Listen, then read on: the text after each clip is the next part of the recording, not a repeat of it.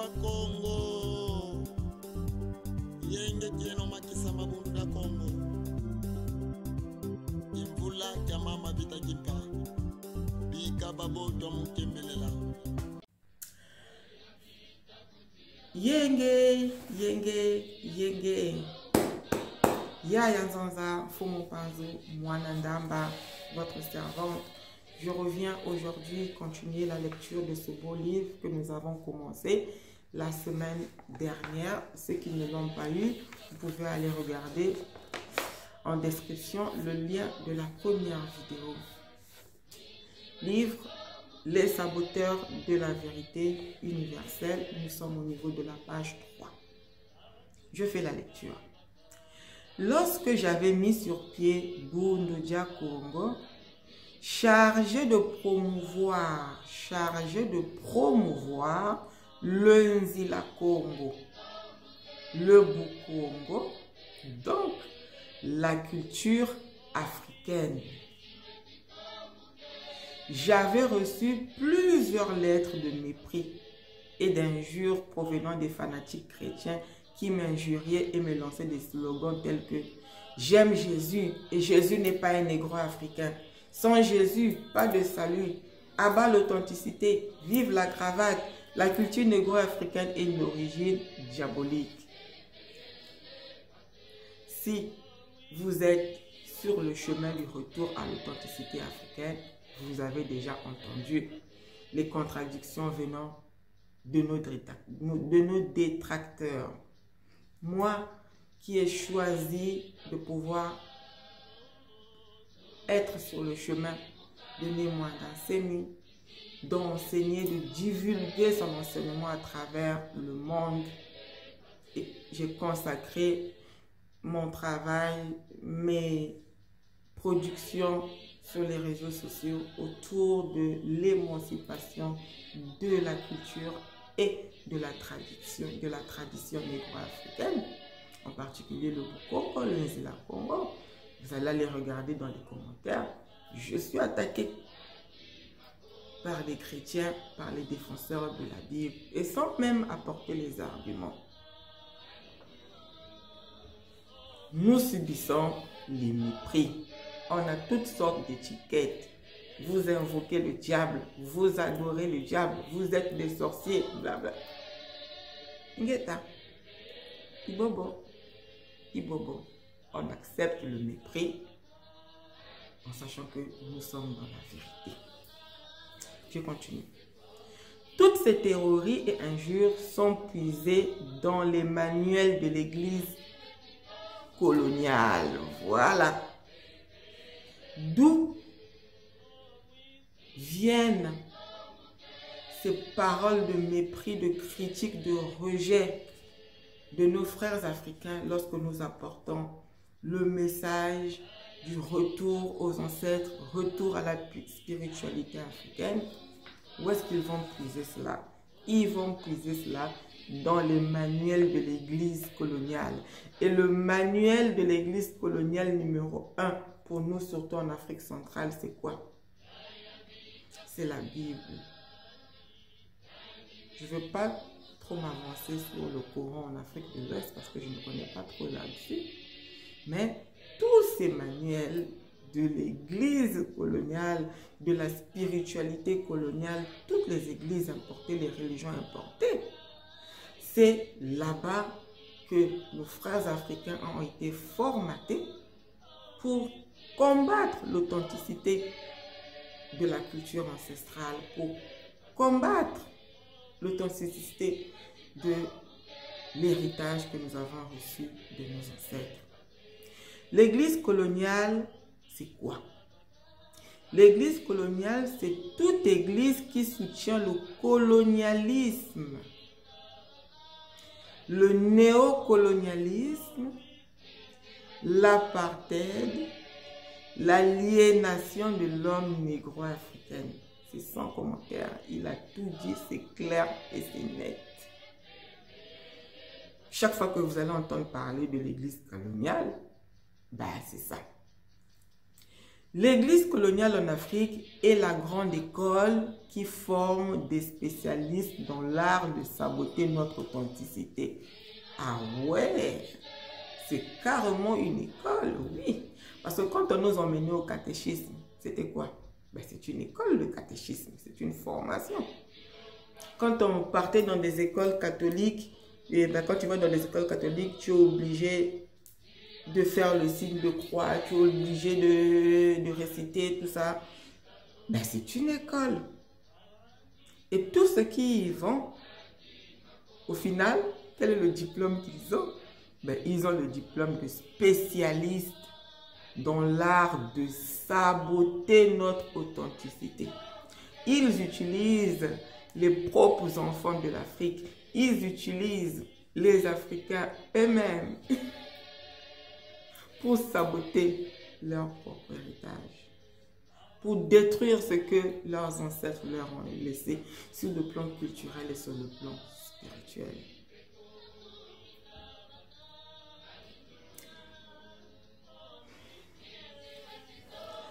Toute personne qui diffuse une idée quelconque qui tend à désintéresser l'homme négro-africain de sa culture, cette personne-là participe à l'opération de sabotage de la spécificité culturelle négro-africaine. Donc là, qu'est-ce qu'il dit? Consciemment ou inconsciemment,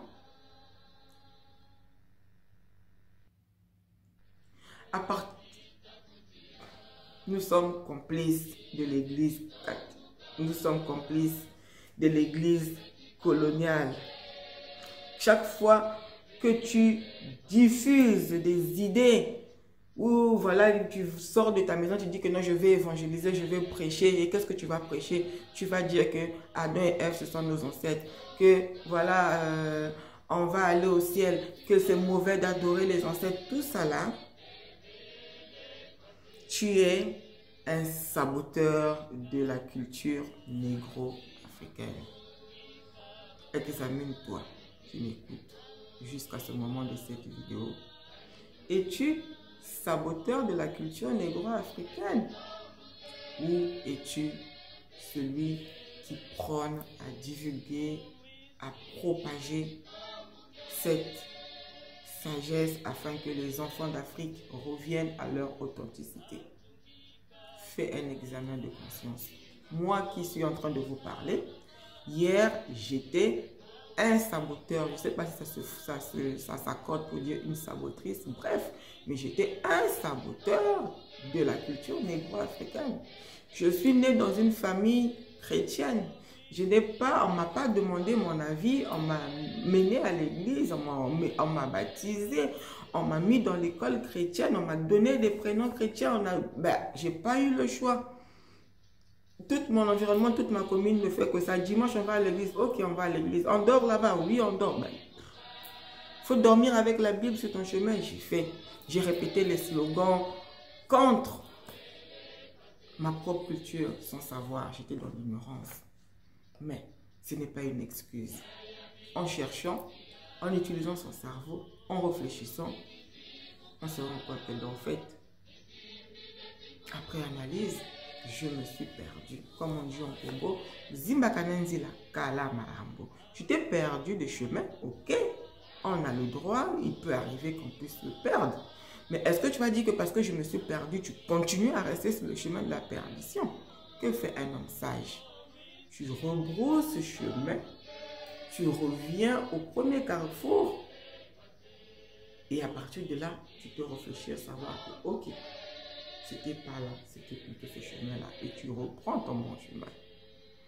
Persister dans l'erreur, alors même que tu es conscient que tu es dans l'erreur, ça, les mots me manquent. Je vous laisse dans le commentaire nommer, qualifier les personnes qui persistent dans l'erreur, qui persistent dans la bêtise, qui persistent dans la perdition, tout en étant conscients qu'ils sont dans la perdition.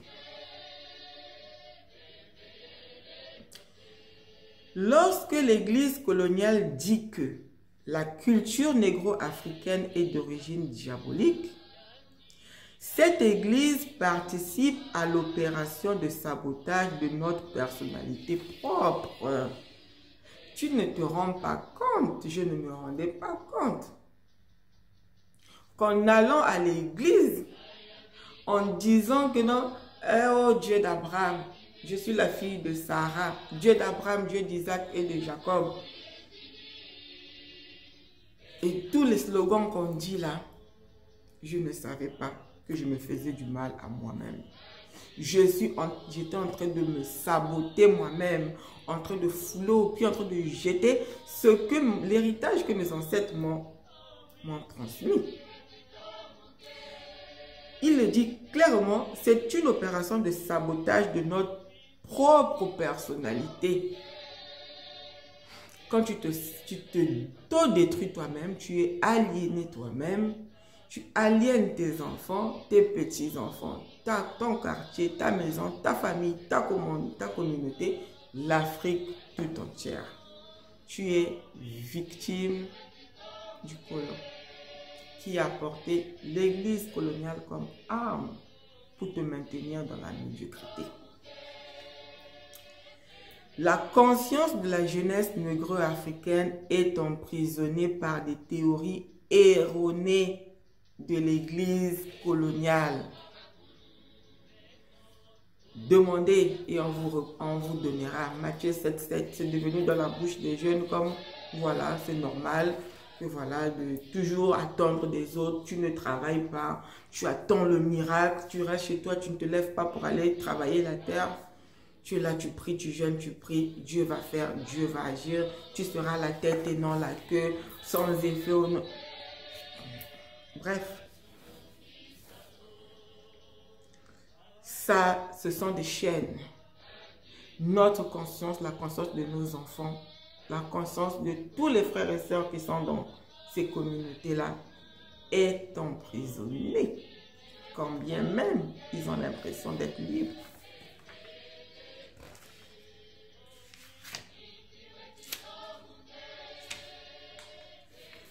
Ainsi, pour cette jeunesse, la réhabilitation culturelle de l'Afrique restera une théorie en l'air. Si toutes les théories erronées de l'église coloniale ne sont pas réfutées rigoureusement, comme disait Kaka, Kinkole, Timbula va Timbula Akayo. On rejette l'esclavage avec violence, avec rage, avec énergie. Voilà. Donc, ça doit être refuté rigoureusement. D'autant plus, encore pour nous, c'est encore plus facile d'avoir les chaînes sur les mains, sur le cou, sur les pieds. Et être libre dans sa tête. Mais nous, le pire, on a l'impression qu'on est libre de tous nos mouvements. Alors que les chaînes sont dans un endroit, l'endroit le plus important de l'âme. Dans son guindou, dans ses pensées, dans son âme, dans son esprit. C'est là-bas qu'il y a les chaînes de l'aliénation. Vas-y, mais les couper. Avec douceur, jamais. Rigoureusement, avec violence. Et cela va commencer par quoi? Par la prise de conscience. Je continue.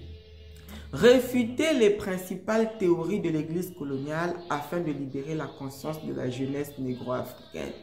Tel est l'objectif de ce livre que j'intitule humblement « Les saboteurs de la vérité universelle ».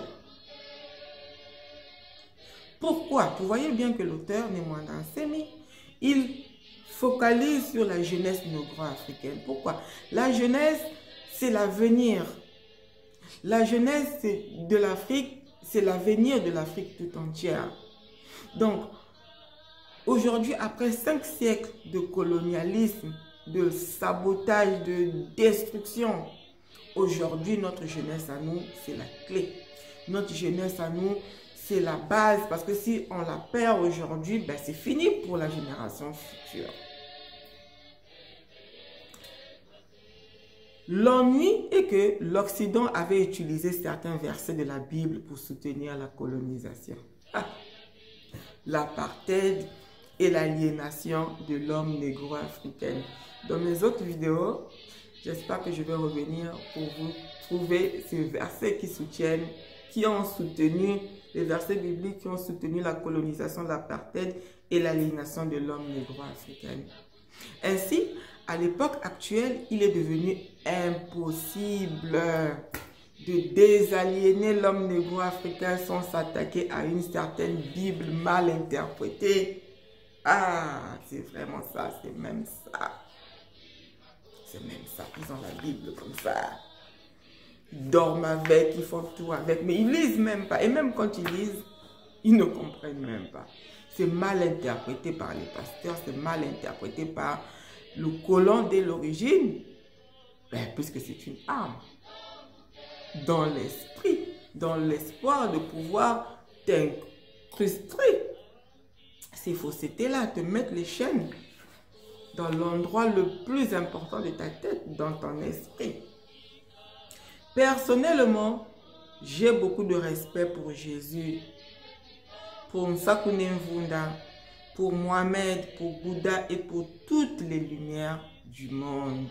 C'est ça que nos détracteurs, quand on parle du retour à la spiritualité africaine, que nous taxent de tous les mots. Moi aujourd'hui, quand j'utilise, on parle, voilà, on éclaire les gens sur, voilà, les mensonges de la Bible, les falsifications, machin truc. Ça n'a rien à voir. Il y a une différence entre Jésus et le christianisme. Si vous êtes abonné à ma chaîne et que vous écoutez mes publications, j'ai déjà évoqué le fait que Jésus-Christ, c'est pas lui qui a battu le christianisme comme vous le connaissez aujourd'hui, comme vous le pratiquez aujourd'hui. Jésus-Christ n'était pas chrétien. Jésus-Christ était juif, il a été dans le judaïsme toute sa vie, de sa naissance jusqu'à sa mort, et même les apôtres. D'où est venu le christianisme tel que nous le connaissons aujourd'hui? Allez regarder l'apôtre Paul et toute l'histoire du clergé, depuis voilà comment ça a évolué. Donc, le message de Jésus en lui-même, il n'est pas mauvais. C'est un message d'amour, un message universel. Aime ton prochain comme toi-même. Aime ton prochain comme toi-même. C'est un message universel. Quel que soit l'endroit où tu vas te retrouver sur terre, c'est valable. Bouddha, Mohamed, ce sont des élus, ce sont des envoyés de Dieu que Dieu envoie à chaque peuple. Il envoie un messager afin de pouvoir lui apporter le message qu'il faut pour son salut. Et ce sont des messages d'amour, ce sont des messages de paix. Donc, on n'est pas contre ces personnes-là, ces êtres de lumière-là. Je ne suis pas un ennemi de la Bible, du Coran, du Makaba, du Nyongi, de la Bhagavad Gita, ni de n'importe quel livre sacré du monde. Nous respectons la culture sacrée des autres peuples. Seulement, dans ma pensée, il y a une grande différence entre la Bible elle-même et ce que j'appelle une certaine Bible mal interprétée. Effectivement, il y a beaucoup de paroles de sagesse dans la Bible. Il y a beaucoup de vérités, d'enseignements cachés dans la Bible. Tout ce qui est écrit dans la Bible n'est pas à prendre à la lettre. C'est énorme. Mais généralement, comment est-ce qu'on les interprète dans la Bible, dans les églises? Littéralement, terre à terre. Et les personnes qui ont aussi écrit ce livre dans l'idée de pouvoir bâtir une certaine domination dans le monde et dans le peuple, ont falsifié, ont enlevé des mots, ont collé voilà. Tenez, la Bible. Voilà, j'ai terminé l'introduction de ce livre écrit par lui-même, Némoana Semi Longia Congo, grand maître du Bundoudia Congo, chef saint de l'Afrique centrale. Je te laisse revenir en commentaire, me dire ce que tu en penses de cette introduction-là, apporter ta contribution. liker, partager, t'abonner à ma chaîne si tu aimes ce type de contenu, car je vais entamer la lecture et le commentaire du chapitre 1. Kangwa Congo, yenge tieno makisa mabunda Congo, imvula ya mama vita kimpa.